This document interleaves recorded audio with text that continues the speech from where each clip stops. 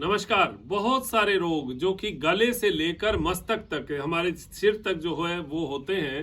उसमें जैसे इंटरनल की बात करें तो चाहे थायराइड का एरिया हो, कफ बढ़ा हुआ हो, और एलर्जी की प्रॉब्लम हो, छींकों की प्रॉब्लम हो, खांसी की प्रॉब्लम हो, ये बहुत सारी चीजें ऐसी हैं जो कि हम दवाइयों से तो ठीक करते ही हैं। साथ में अगर योग की कुछ क्रियाओं को नियमित रूप से अपनाया जाए, जैसे और भी बहुत सारे रोग हैं जो नॉर्मल हैं, जैसे सामान्य हर व्यक्ति में आपको लगभग मिलेगा, जैसे खराटा आना है, अंदर से अपने आप जो है वो आवाज आती है सोते हुए, तो वो जो है वो हमारे नोस्ट्रल फूलने की वजह से है। श्वासों में समस्या है, छींक की समस्या है, आंखों से संबंधित समस्या है, दिमाग यानी सरदर्द, माइग्रेन, ऐसी बहुत सारी चीजें, अनिद्रा, तनाव, ये सारी चीजें इस हिस्से को रिप्रेजेंट करती हैं। इनको सही करने के लिए हम बहुत सारी योग क्रियाएं करते हैं, लेकिन कुछ प्राणायाम हैं जो कि विशेष रूप से इन्हीं हिस्सों पर एक वाइब्रेशन देते हैं, ब्लड का सर्कुलेशन पहुंचाते हैं, और उनके लाभ मिलने का अनुभव भी बहुत बार हमें मिलता है। तो आप देखिए, इसमें दो प्राणायाम की हम चर्चा करेंगे, जिनको एक साथ एक कोम्बो में करेंगे। बहुत सारे, क्योंकि ये प्राणायाम क्या है कि किसी को भी बताते हैं ना तो समय की कमी बताते हैं, और साथ में लोग कहते हैं कि साहब हमें तो बड़ा बोरिंग सा लगता है। तो किसी भी प्राणायाम को दो को अगर साथ मिला के करें तो उसके और जो है लाभ वो हमें ज्यादा भी मिले, और साथ में जो हमारी बीमारी है उसको कम समय में हम ठीक कर पाए। तो कैसे, देखिए दो प्राणायाम कौन से हैं। एक तो उज्जाई प्राणायाम है, एक भ्रामरी प्राणायाम है। भ्रामरी यानी भंवरे की आवाज, भंवरे की गुंजन करते हुए, ये हमारे मस्तक के यहां से इस पार्ट को इफेक्ट करता है। उज्जाई प्राणायाम जो कि हम गले की आवाज, गले को संकुचित करते हुए उसमें वाइब्रेशन पैदा करते हैं, जो कि यहां से लेके यहां तक को इफेक्ट करता है। यानी यहां से लेके यहां तक उज्जाई प्राणायाम, और यहां से लेके यहां तक भ्रामरी प्राणायाम, दोनों को एक साथ कॉम्बो करेंगे तो गले से ऊपर के जितने भी प्रॉब्लम्स हैं उनमें एक वाइब्रेशन, ब्लड का सर्कुलेशन, और हमें एक शांति का अनुभव और आभास जो है वो मिलने वाला होता है। करना कब है? प्राणायाम की श्रृंखला में सबसे आखिर में, यानी योग प्राणायाम आप करते हैं, आसन करते हैं, प्राणायाम करते हैं, उसमें सबसे आखिर की श्रृंखला में ये दोनों प्राणायाम आते हैं। क्योंकि इनको करने के बाद में आपको एक नमनेस सी मिलती है, आपको किसी प्रकार की एक्टिवनेस नहीं रहती, तो आपको थोड़ा लेटना पड़ता है, ये शांति की अनुभूति होती है। इसके बाद में बहुत ज्यादा हिलाना डुलाना नहीं चाहिए शरीर को। तो ये प्राणायाम सबसे लास्ट में करना। सुबह सुबह प्रातः काल आप योग क्रियाएं करते हैं उसमें करेंगे तो बहुत बढ़िया है, शाम को भी कर सकते हैं, लेकिन अच्छा इफेक्ट आपको सुबह सुबह इसका मिलता है। तो नियमित रूप से ऐसी चीजों को आप जीवन में अपनाइए। अब आपको बताता हूं कि उज्जाई प्राणायाम कैसे करना है। देखिए, गले का जो ये हिस्सा, जो थायराइड का एरिया है, यहां पर गले को संकुचित करते हुए जो श्वास हम भरेंगे, नाक से श्वास लेना है, भरते हुए यहां पर गले को संकुचित करना है। थोड़ी तेजी देंगे तो एक आवाज आएगी सीटी किसी, वो आवाज जो है वो उज्जाई प्राणायाम है।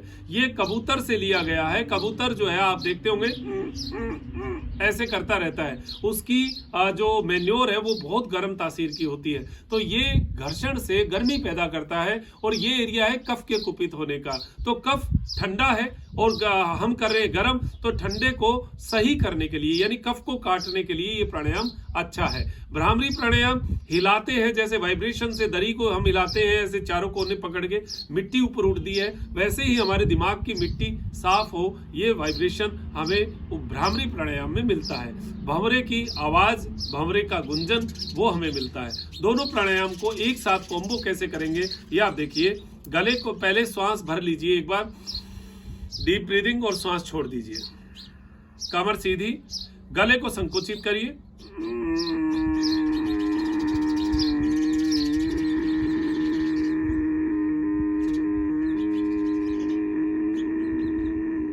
श्वास अंदर भरता जा रहा है और आवाज होती जा रही।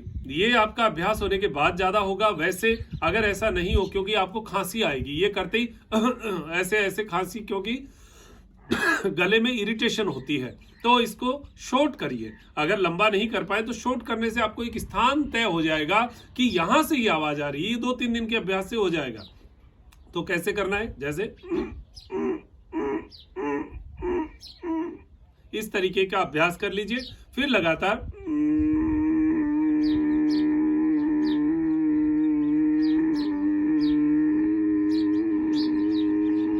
ये वाइब्रेशन आपको यहां तक महसूस होगी, यहां से लेके, तो ये वाइब्रेशन आपके इस हिस्से को ठीक करेगी, जैसी चर्चा हो चुकी है।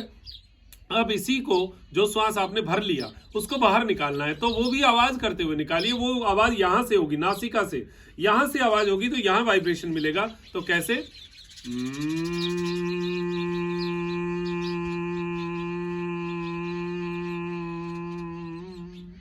ऊंचाई,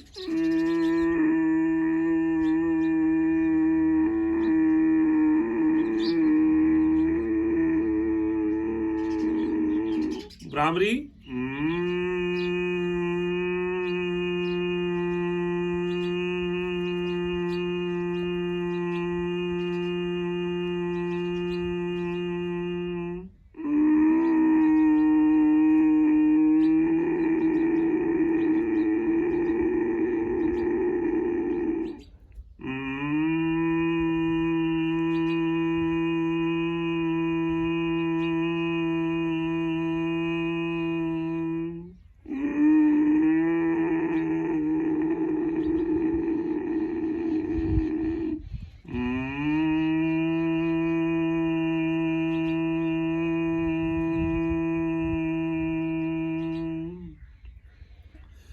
शुरू में 5 बार करना चाहिए। सीधी आंख कभी ना खोले, क्योंकि ये प्राणायाम दोनों ही आंखों के ऊपर ब्लड के सर्कुलेशन को पहुंचाने वाले हैं।